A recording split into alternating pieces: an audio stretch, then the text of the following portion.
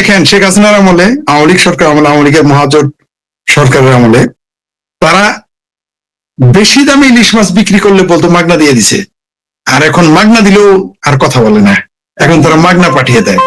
আপনারা জানেন একদিকে তারা ভারত বয়কট করবে, ইন্ডিয়া বয়কট করবে, আরেকদিকে তারা বলবে ভারত আমাদের ভিসা দেয় না। একদিকে বলবে ভারত ভেঙে ফেলবে, সেভেন সিস্টার খেয়ে ফেলবে, দিল্লি দখল করবে। আবার এই জুলাই সন্ত্রাসীরা দৌড়ে সেখানে গিয়ে ভিসা নিতে যায়, সে ভারতে আগে যায়, একজনকে তো গেটি ধরে বের করে দিয়েছে, আমরা দেখলাম। এদের লজ্জাও নাই। আমি নিজের চোখে দেখেছি এই দেশের মানুষের ভারত বিরোধিতার একটা একটা লক্ষণ আপনাকে তুলে ধরি। ভারতের হসপিটালে, ভারতে কিন্তু আপনারা হয়তো জানেন কিনা আমি জানি না, আপনাদের একটা তথ্য দেয়, আমি এর আগেও বলেছি যে ভারতে কিন্তু কয়েকটা হাসপাতাল আছে মাগনা চিকিৎসা করে, সেখানে আপনার 5% বাংলাদেশি লোক পাবেন, এবং এই 5%-এর মধ্যে 95% মুসলমান। বিলিভ ইট অর নট, বলে দিতে পারবো, দেখাই দিতে পারবো আপনাকে, এখনো মাগনা চিকিৎসা নিতেছে। সে মাগনা চিকিৎসা করতে গিয়ে সে বেডে শুয়ে ভারত এবং হিন্দুদের গালি দেয়। এ হচ্ছে বাংলাদেশের মানুষের চরিত্র। অবাক করা, অবাক কাণ্ড।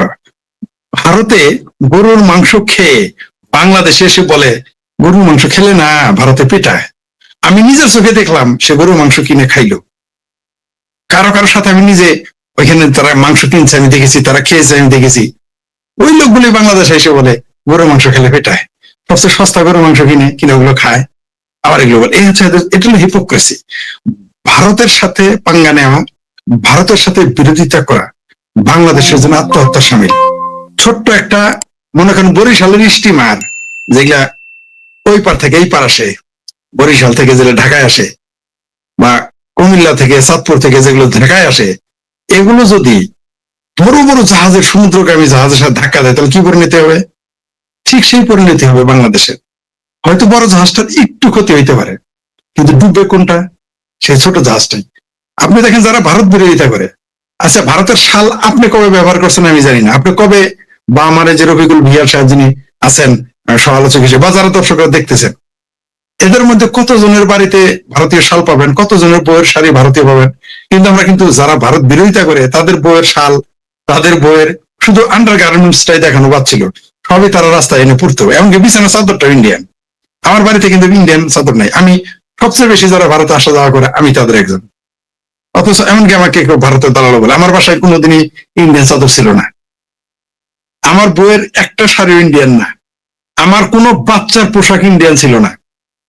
হ্যাঁ, ওষুধ ছিল, এটা সত্য, কোন পোশাক, এমনকি আমি কসমেটিকও ইন্ডিয়ান ব্যবহার করতাম না। আমার বাসায় কোনো ইন্ডিয়ান কসমেটিক নেই, অথচ আমি ভারতের দালাল। কিন্তু যাদের ঘর ভর্তি ভারতীয় পণ্য, তারা বলে ইন্ডিয়া বয়কট করবো। আরেকটা উদাহরণ দেয় আপনি কি জানেন? আপনার চ্যানেলের মাধ্যমে দেই, ইউটিউবে প্রথম এটা আমি জানলাম, আবারও বলতেছি প্রথম। যেমন ওই যে শুরুতেই আপনার সাথে একটা কিছু কথা বলেছিলাম, সেটা বাংলাদেশ এবং কলকাতায় ভাইরাল হয়েছিল, আপনি জানেন, সেখানে আপনার চ্যানেলটাই চলে গিয়েছিল সেই বক্তব্যের কারণে। আরেকটা তথ্য দেই, বাংলাদেশের কিন্তু সামনে রেলের ভবিষ্যৎ খুব খারাপ। যত ইঞ্জিন আছে এগুলো পুরনো হয়ে গেছে। ভারত যদি কোনো কারণে ইঞ্জিন না দেয়, বাংলাদেশের রেলপথ স্থবির হয়ে যাবে, বন্ধ হয়ে যাবে। কারণ এই বাংলাদেশের ভারত বয়কটিরা জানে না যে ভারতের রেলের ইঞ্জিন ছাড়া বাংলাদেশের রেল চলবে না, এটা তারা জানেই না। এরা জানেই না প্রতি বছর 1 লক্ষ কোটি টাকা খরচ করে বাংলাদেশের মানুষ ভারতে চিকিৎসা করতে যায়। এগুলো টাকা দিয়ে করতে যায়, মাগনার হিসাব আলাদা। আমি নিজেই শত শত মানুষকে ভারতে মাগনা চিকিৎসা করিয়ে আনিয়েছি, আমি শেখ ফরিদ আনিয়ে দিয়েছি। অদ্ভুত ব্যাপার, এই লোকগুলোর একজন জীবনে কোনোদিন ভারতের পক্ষে বিবৃতি দেয় নাই, কিন্তু বাংলাদেশে তার আত্মীয়ের কাছে 5,000 টাকা তারা চিকিৎসার কথা বলে হাওলাত নিতে পারে নাই, দেয় নাই তাদের। আমি তাদের বাংলাদেশ থেকে নিয়ে ভারতে মাগনা চিকিৎসা করে আনছি, তারপর আমি ভারতের দালাল, আর তারা হইল ভারত বিরোধী। জীবনে কোনোদিন একটা ভারতের পক্ষে কথা বলে নাই। এটা কেন করেন আমি বুঝি না। তারা কি হিন্দু হওয়ার জন্য, অথবা তারা আমাদের মুক্তিযুদ্ধের পক্ষে থাকার কারণে? অনেকেই তাই মনে করে। যাই হোক, সেটা হইল প্রসঙ্গ। ভারত বিরোধিতা করে আমাদের বাংলাদেশ একেবারে আত্মহত্যার মুখোমুখি হয়ে যাবে, মানে একেবারে আত্মঘাতী একটা সিদ্ধান্ত। বাংলাদেশের যত কাঁচামাল, শিল্পের কাঁচামাল বলেন, গার্মেন্টস, সবগুলো ভারত নির্ভর। আপনি এগুলো কোথায় পাবেন? অনেকেই বলে শেখ হাসিনা বাংলাদেশকে ভারত নির্ভর বানিয়ে ফেলে। আরে ভাই, ন্যাচারালি আমরা ভারত নির্ভর হবে, শেখ হাসিনা করতে হবে না। তোমরা যদি পারো বন্ধ করো। শেখ হাসিনার আমলের সাথে, যে আপনি বললেন শুরুতেই, যে শেখ হাসিনার আমলের সাথে বাণিজ্য আরো বৃদ্ধি পেয়েছে। বাণিজ্যের ব্যাপারে সচেতন থাকা উচিত। ভারত এবং চায়না এত বিরোধ, কিন্তু তাদের $55 থেকে $60 বিলিয়ন নাকি $70 বিলিয়ন বাণিজ্য হয় প্রতি বছর। এটা বাংলাদেশের মানুষ জানে? নিজের স্বার্থটাও আমরা বুঝি না। বাংলাদেশের সাথে যদি ভারতের সুসম্পর্ক থাকতো, আপনি বিশ্বাস করেন কমসে কম এই দেশটা থাইল্যান্ডের সম পর্যায়ে অর্থনীতি চলে যেত। এমনকি সিঙ্গাপুর ভারতের সাথে বন্ধুত্ব করে, আমি মনে করি বাংলাদেশের সাথে ভারতের সুসম্পর্ক থাকবে, এই বাংলাদেশ 10 বছরে সিঙ্গাপুর হয়ে যাবে। 10 বছরে সর্বোচ্চ সর্বোচ্চ, আমি বললাম তো আগে হয়ে যেতে পারে, কিন্তু এই দেশের মানুষ এটা বোঝে না। এরা অন্ধভাবে ভারত বিরোধিতা করে।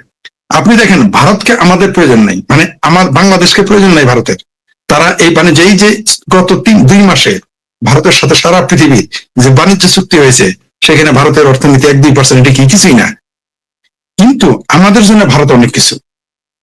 আমরা তো চাল পাকিস্তান থেকে আনতে পারবো না, আমরা তো গার্মেন্টসের কাঁচামাল ভারত থেকে আনতে পারবো না, আমরা তো ওই আজকে পাকিস্তানের খেজুর বা আরবের খেজুর বা আমেরিকার খেজুর খাইতেছি। কত টাকা কেজি? কতজনে খেতে পারবে? কতদিন খেতে পারবে?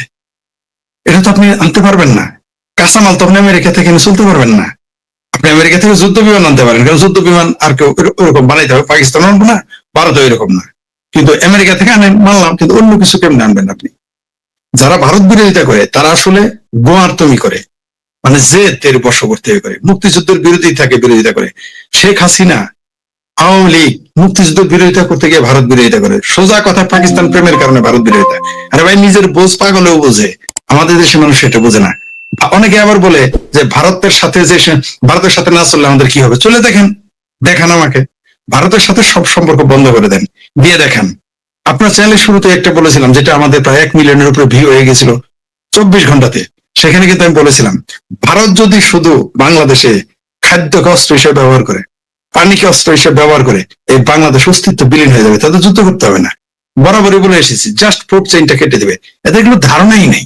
এই যে বাংলাদেশের গার্মেন্ট ধ্বংস হয়ে যাবে, ভারতের সাথে যদি আপনি খারাপ ব্যবহার করেন, ভারতের সাথে যদি আপনি মিলেমিশে না চলেন, ভারত বিরোধিতা করতে থাকেন, তাহলে বাংলাদেশের শিল্প, বাণিজ্য, অর্থনীতি, গণতন্ত্রের কথা দূরে রাখেন, এই দেশের সার্বভৌমত্ব নিয়ে টানাটানি লাগবে। এটা আমাদের কর্মীরা বুঝে না। মানে যারা বিএনপির কর্মী, জামাতেরা তো বুঝবেই না, কারণ জামাতেদের মুসলমানের ইমানের 5টি অঙ্গ, কালেমা, নামাজ, রোজা, হজ এবং জাকাত। আর জামাতিদের ইমানের অঙ্গ হলো 6টি, সেটা হলো কালেমা, হজ, জাকাত, রোজা, নামাজের পরে আর একটা হলো ভারত বিরোধিতা। এটা না করলে তাদের ইমান পূর্ণ হয় না। আমি মওদুদ ইসলামের কথা বলতেছি, এটা তাদের ইমানের অঙ্গ, তাই তাদের কথা বাদ। বিএনপির কর্মীর অহেতুক বিরোধিতা করে। আওয়ামী লীগের কোন লোকটা বাড়িতে চাদর এনে পড়ছে, কোন বাড়িতে চাদর আছে, কিন্তু আমরা মিস্টার, আরে কি ভুলে গেলাম নাম এখন, রিজভী সাহেবের বাড়িতে আমরা ভারতের বিছানার চাদর পাই, আওয়ামী লীগের বাড়িতে কিন্তু পাইনি। এটা হাস্যকর, তাদের এত বড় একটা রাজনৈতিক নেতা এই যে ইন্ডিয়ার বিরোধী বয়ান দিয়ে, এখন তো ইন্ডিয়ার সাথে সম্পর্ক ভালো, এখন তো ভারত বলতেছে, এখন তো খোদ আমার ভাবির পোলারা বলতেছে, তারপর জামাত বলতেছে যে বিএনপি নাকি ভারতের সাথে আপোষ করে ক্ষমতায় আসছে। এটা তো আমরা বলিনি, আমি এখনো বলিনি এই কথা, তারাই বলেছে। তো ভারত ছাড়া আসলে চলা আমাদের সম্ভব না। ভারতের সাথে আমাদের এলাকায় গ্রাম্য ভাষায় কথা আছে যে বড় নৌকার তলা বাঁচলেও লাভ। ভারত হলো একটা বড় নৌকা,